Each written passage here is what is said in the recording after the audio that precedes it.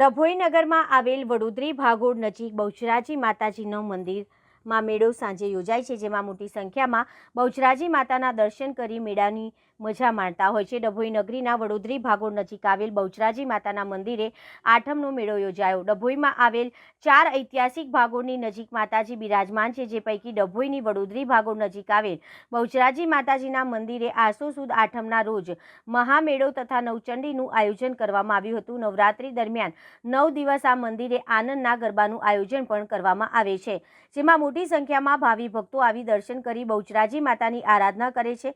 નવરાત્રીના આઠમના દિવસે આ મંદિરે ભવ્ય મેળો યોજાય છે, જેમાં ખાણીપીણીની લારીઓ, રમકડાની હાટડીઓ સહિત ભવ્ય મેળાનું આયોજન કરવામાં આવે છે, જે મેળામાં મોટી સંખ્યામાં નગરજનો આવી માતાજીના દર્શન કરી ધન્યતા અનુભવે છે।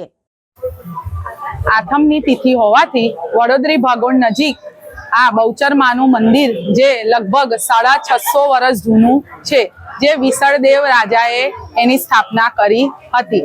આઠમના દિવસે અહીં સવારમાં નવચંડી અને માતાજીનો ગરબો હોય, સાંજે હવન થાય અને અહીં મેળો પણ ભરાય છે બહુચરમાનો। અને 4 ભાગોળોમાંની આ એક ભાગોળ છે, જે મેળો ભરાય છે। લોકો દૂર દૂરથી આવે છે અને લોકો શ્રદ્ધાથી અહીં આવે છે। આઠમનો મેળાનો લાભ લે છે, દર્શન કરે છે।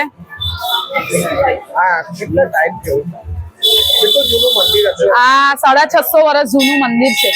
કઈ જગ્યા પર આવ્યું છે? આ વડોદરી ભાગોળ નજીક આવેલું છે આ મંદિર। જય માતાજી। દર્ભાવતી નગરીના ભાવિ ભક્તોને બહુચર માતાના મંદિર તરફથી જય માતાજી। આપણા ડભોઈ દર્ભાવતી એટલે કે દર્ભાવતી નગરી ના સોલંકી યુગના રાજા વિસળદેવ ની 4 ભાગોળોમાં જે દેવીઓની 4 દેવીઓની અસીમ સ્થાપના કરી હતી, તેવા 4 ભાગોળોમાંના એક એવા વડોદરી ભાગોળના બહુચરાજી મંદિરમાં આજે એટલે કે આસો સુદ આઠમના રોજ મહા મેળાનું આયોજન રાખેલું છે। હા, નવચંડીનું પણ દિવસે અહીંયા આયોજન હોય છે અને સાંજ પડે ગામ લોકો દ્વારા અહીંયા મેળાનો લાભ લેવામાં આવે છે। આમ તો દરેક રવિવારે અહીંયા આનંદના ગરબાનું પણ આયોજન થાય છે અને આ સાથે નવરાત્રી દરમિયાન દરરોજ અહીંયા આનંદના ગરબાનું પણ આયોજન થાય છે।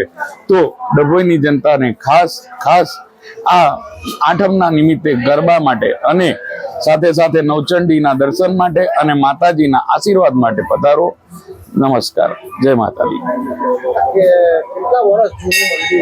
આ મંદિર 650 વર્ષ જૂનું છે અને સોલંકી યુગના રાજા વિસળદેવ દ્વારા આ મંદિરની સ્થાપના કરવામાં આવી છે।